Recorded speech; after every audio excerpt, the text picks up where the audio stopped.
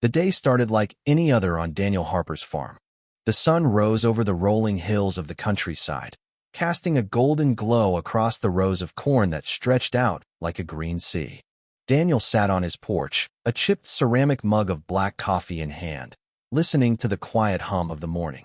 It was a peaceful sound, crickets fading into the background, the occasional crow cawing from a distant tree. This was his sanctuary, a place he'd carved out of the earth with sweat and patience over the past 15 years. Every stalk of corn, every fence post, every weathered board on the barn was a testament to his hard work. But then came a sound that didn't belong.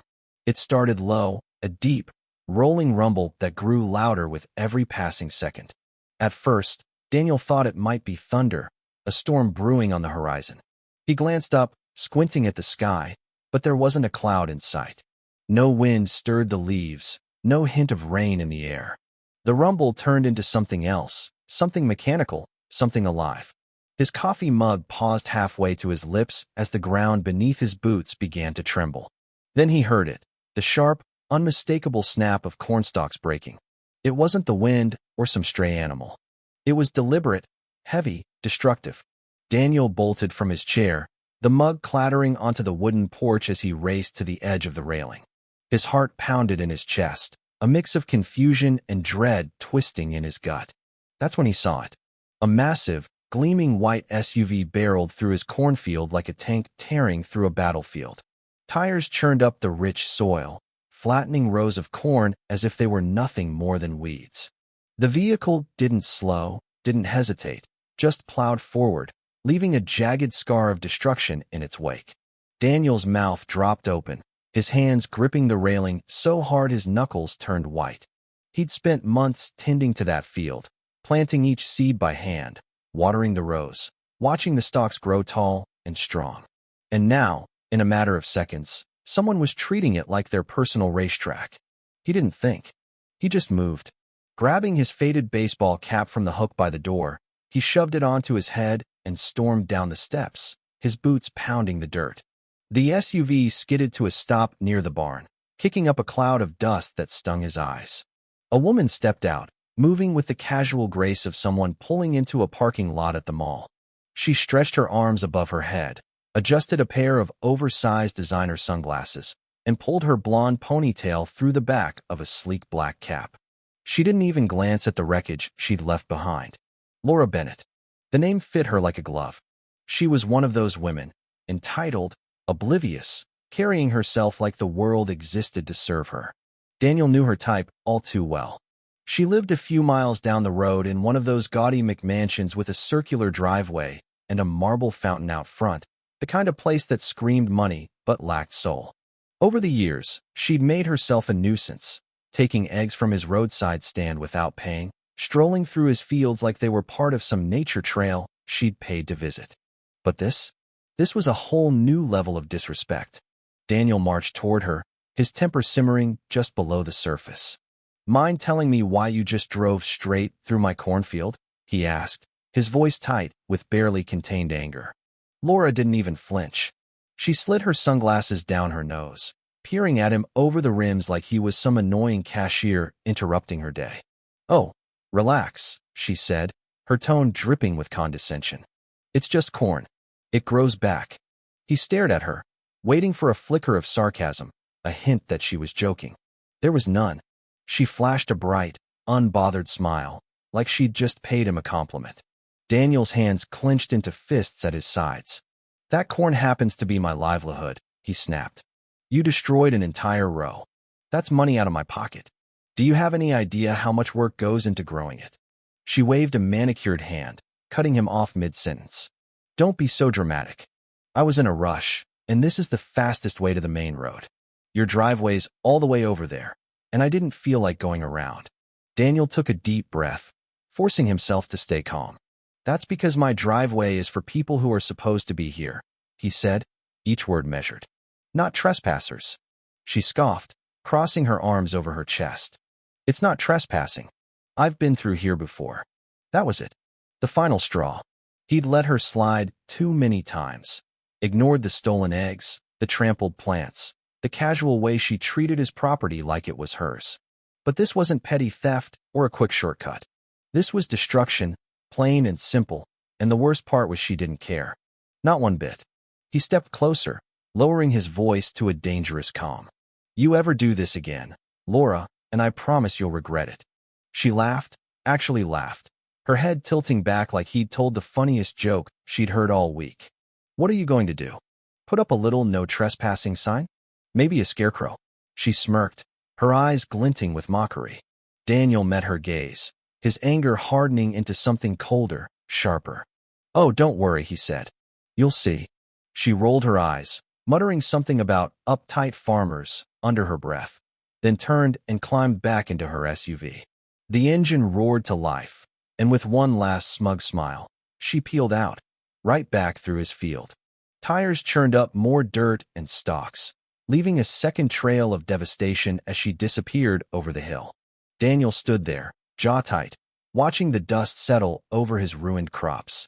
Ethan Cole, his farmhand and closest friend, stepped up beside him, shaking his head. You gonna let her get away with that? He asked, his voice low and skeptical. Daniel exhaled slowly, a plan already taking shape in his mind.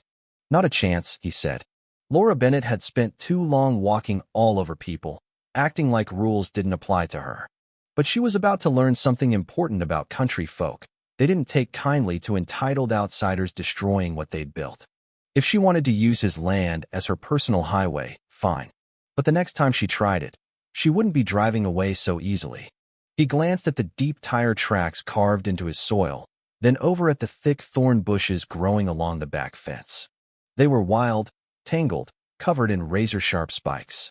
A slow smile spread across his face. Oh, she was in for a surprise. The next few days were a blur of quiet rage and careful planning. Daniel wasn't the type to let something like this slide, not when it came to his land, his work, his life.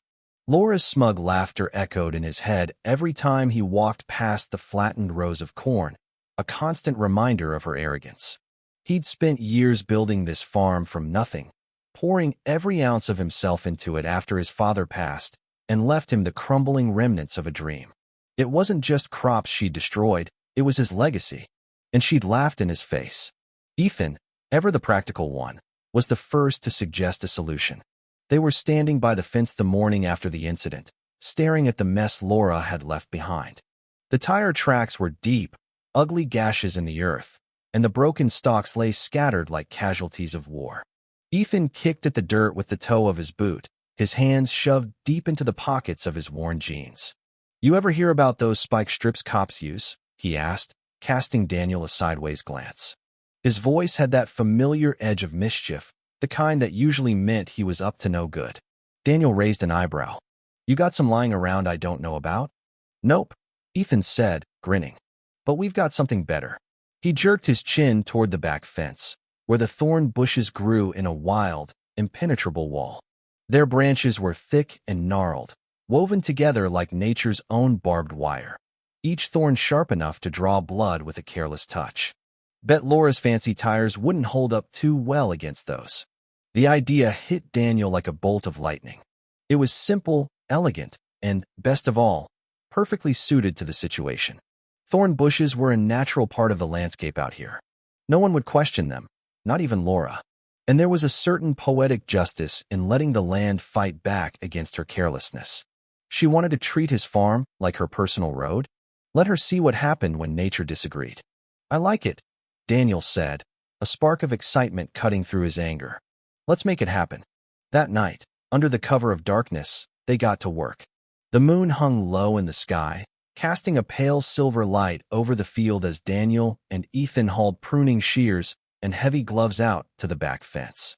The air was cool, tinged with the earthy scent of soil and the faint sweetness of crushed corn. They worked in silence at first, cutting thick branches from the thorn bushes with careful precision. Each one was a weapon in its own right, long, sturdy, bristling with spikes that glinted in the moonlight. Think this'll be enough? Ethan asked, holding up a particularly nasty-looking branch. The thorns were as long as Daniel's thumb, curved like tiny daggers. Daniel shook his head. Not yet. I want to make sure she feels it, right down to her wallet. Ethan chuckled, catching his drift. They didn't stop with the thorns. Digging through the barn, they found a rusty bucket of old nails, leftovers from some long-forgotten repair job. The metal was pitted and jagged, perfect for hiding among the branches. It wasn't enough to just puncture her tires. Daniel wanted to shred them, to leave no doubt in her mind that this was a mistake she couldn't ignore.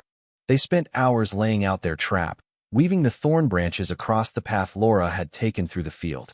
The nails were tucked in strategically, camouflaged by the natural chaos of the bushes. By the time they finished, the sky was beginning to lighten, streaks of pink and orange bleeding into the horizon. Daniel stepped back, brushing dirt from his hands, and surveyed their work.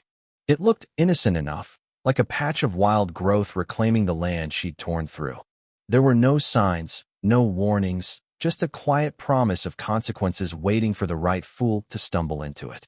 "She's predictable," Daniel said, more to himself than to Ethan. "She'll be back.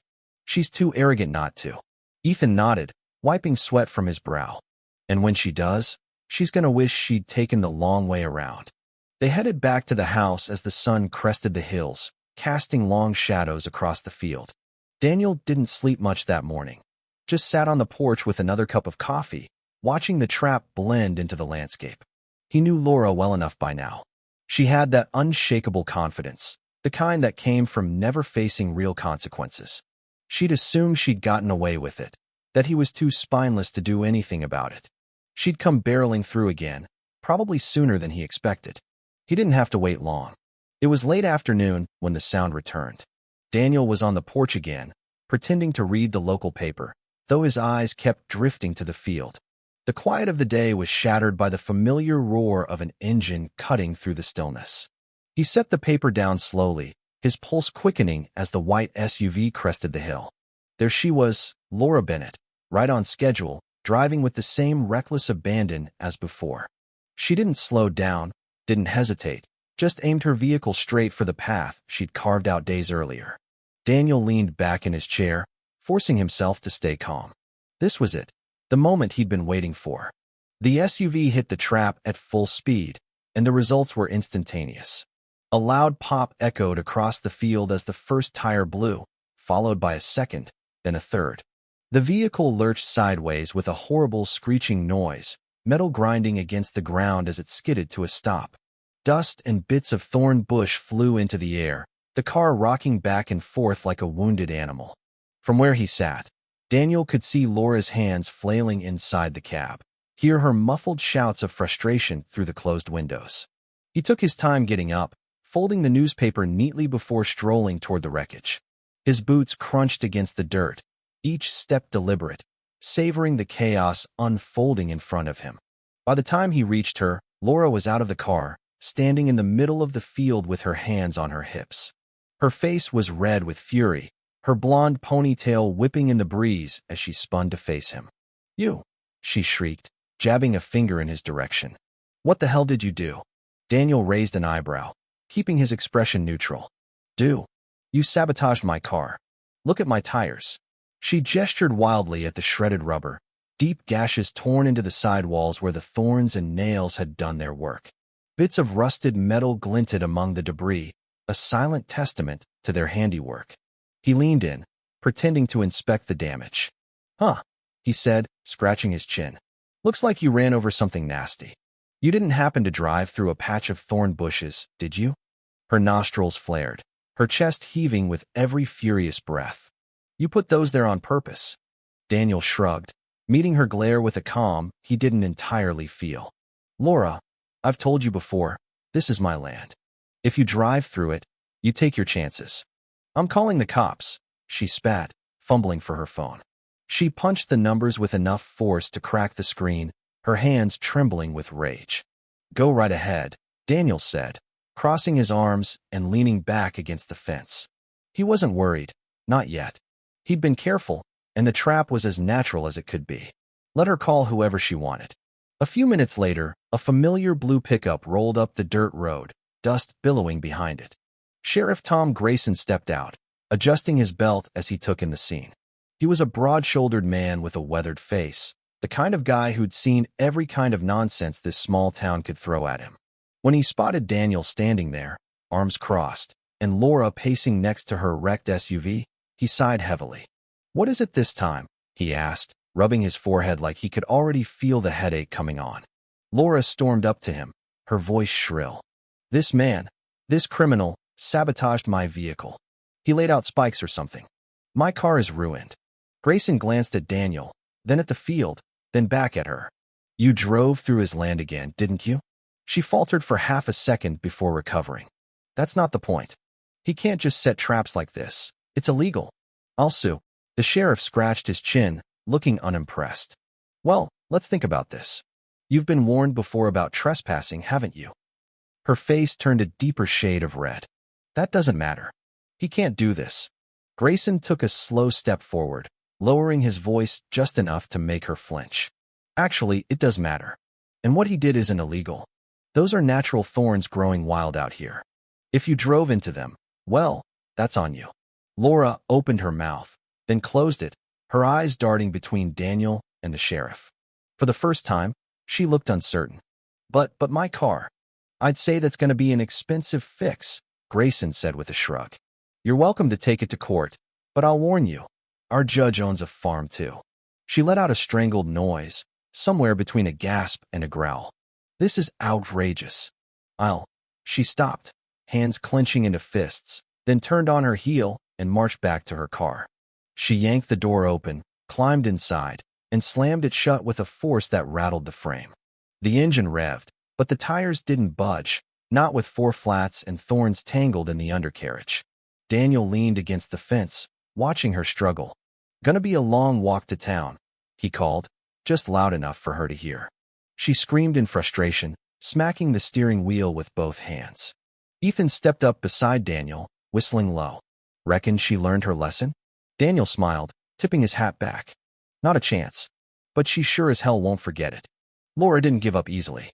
She sat in her stranded SUV for a good 10 minutes, gripping the steering wheel so hard her knuckles turned white. Daniel could see her chest rising and falling with every furious breath, her face a mask of indignation.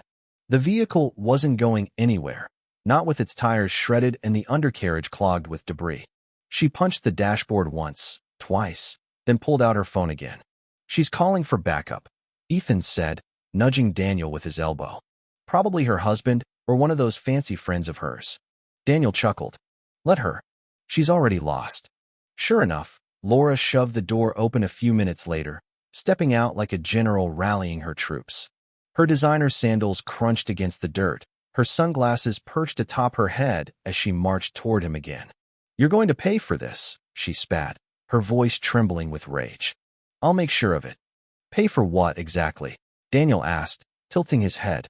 "You drove through my land, hit a natural obstacle, and now your car's stuck. I don't see how that's my problem." Her face twisted in frustration. "You did this on purpose. You set a trap for me." "If I had," he said, his tone dry, "you wouldn't have seen it coming." That only made her angrier. She threw up her hands, spinning in a circle like she expected someone to materialize and back her up. But there was no one, just Daniel, Ethan, and the wide-open fields that refused to bend to her will. Sheriff Grayson cleared his throat from where he leaned against his truck, his patience clearly wearing thin. "Far as I see it, Laura, you've got two options," he said. "Call a tow truck and pay to get this mess cleaned up, or wait here until someone comes along willing to help you out." She whirled on him.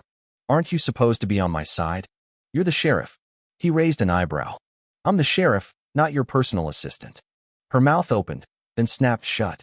She was used to getting her way, used to people scrambling to fix her problems because of her money or her attitude. But out here, those things didn't carry the same weight. For the first time, Daniel saw a flicker of realization in her eyes, a slow, painful understanding that she was truly stuck. "This is ridiculous," she muttered, pulling out her phone again. She paced back and forth, muttering under her breath as she waited, shooting glares at Daniel every few seconds. "Think she's calling the tow now?" Ethan asked, leaning in close. Daniel smirked. "Either that, or she's looking up how to hitchhike." It took nearly an hour, but eventually, a tow truck rumbled up the dirt road, kicking up a cloud of dust as it pulled onto the property. The driver hopped out, a wiry man in grease-stained overalls. and took one look at the SUV before letting out a low whistle. "Looks like you had yourself an adventure," he said, tipping his hat. Laura scowled. "Just get it out of here." The driver didn't argue. He got to work, pulling out chains and hooking them up to the vehicle while Laura stood off to the side, arms crossed, foot tapping impatiently. When he finished, he walked over to her with a clipboard in hand. "That'll be about $500 for the tow," he said matter-of-factly. Her face went pale. $500. Yep. And that's just to get it to town. Repairs are another story. Laura looked like she was about to explode. Her hands trembled as she pulled out her wallet, her manicured fingers clutching her credit card like it was her last lifeline. She shoved it at him, muttering curses under her breath. Daniel watched the whole exchange unfold, a quiet satisfaction settling over him. She'd walked onto his land, acted like she owned it, and now she was paying the price, literally. As the tow truck pulled away, dragging her battered SUV behind it, Laura turned back to him one last time. "You'll regret this," she said through clenched teeth. Daniel smiled. "Doubt it." She stormed off down the dirt road, kicking rocks as she went. It was a long walk back to town, and Daniel had no doubt she'd be fuming the entire way. Ethan let out a low whistle. "That was beautiful. Better than I could have planned," Daniel agreed, leaning back against the fence. The field was quiet again, the sun dipping low on the horizon. For now, at least, the storm had passed. The next few days were blissfully peaceful. Laura didn't come back, at least not right away, and Daniel threw himself into repairing the damage she'd caused. He and Ethan spent hours clearing the flattened corn, salvaging what they could and replanting where they couldn't. It was backbreaking work, but it felt good to put things right, to reclaim what was his. Word spread fast in a small town like theirs. By the end of the week, the story of Laura Bennett's comeuppance was the talk of the diner, the feed store, even the farmer's market. People laughed, shook their heads, and told Daniel it was about time someone put her in her place. He didn't say much, just nodded and kept working, but the quiet approval from his neighbors was a reward in itself. Then, about a week later, she returned. Daniel was on the porch, sipping coffee and watching the morning mist burn off the fields, when an unfamiliar car pulled up. It wasn't the white SUV. This was an older sedan, a rental by the looks of it, with a dented fender and faded paint. Laura stepped out, parking at the edge of his driveway like a normal person for once.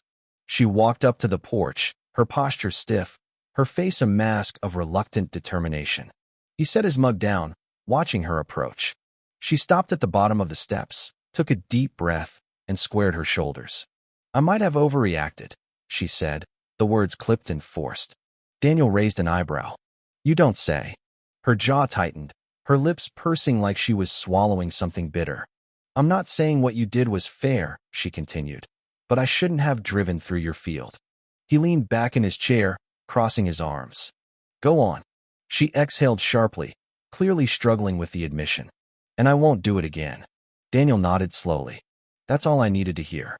For a moment, she just stood there, her hands clenched at her sides. Then, without another word, she turned and marched back to her car. The engine sputtered to life, and she drove off, disappearing down the road in a cloud of dust. Ethan stepped onto the porch a moment later, watching her go. "Think she learned her lesson?" he asked, a grin tugging at his lips. Daniel stretched his legs out in front of him, picking up his coffee again. "Probably not," he said. "But she knows one thing for sure." Ethan smirked. "What's that?" Daniel grinned, his eyes glinting with quiet resolve. "Next time, it won't just be thorns." The weeks that followed were a return to normalcy, or as close to it as Daniel could hope for. Laura stayed away, her rental car a rare sight on the roads near his farm. The field began to heal, new shoots pushing up through the soil where the old ones had been crushed. It wasn't perfect, and the lost crop would sting come harvest time, but it was progress. Daniel took pride in that. He didn't see Sheriff Grayson again for a while, but the man stopped by one afternoon with a thermos of coffee and a knowing smile. "Heard Laura's been telling anyone who'll listen that you're some kind of mastermind," he said, chuckling. "Says you rigged the whole field like a war zone." Daniel shrugged, pouring himself a cup. She drove into some thorns. "Not my fault she doesn't know how to steer." Grayson laughed, shaking his head.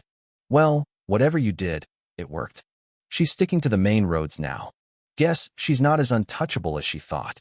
That was the real victory. Not the ruined tires or the tow bill, but the shift in Laura's attitude. She'd always acted like the world owed her something, like rules were for other people. Now, for the first time, she'd run up against a consequence she couldn't charm or buy her way out of. It wasn't a full redemption. Daniel wasn't naive enough to believe she'd changed overnight, but it was a start. As summer turned to fall, the farm settled into its usual rhythm. Ethan stayed on, helping with the harvest and cracking jokes about thorn traps every chance he got. The townsfolk moved on to new gossip, and Laura's name faded from the conversations at the diner. Daniel kept an eye on the horizon, though, half expecting her to try something foolish again. She never did. One crisp October morning, he stood at the edge of the field, looking out over the rows of corn swaying in the breeze. The tire tracks were gone, covered over by new growth, and the thorn bushes along the fence stood as silent sentinels. He adjusted his cap, a faint smile tugging at his lips. Laura Bennett might not have learned her lesson completely, but she'd learned enough. And out here, where the land was his life, that was all the justice he needed.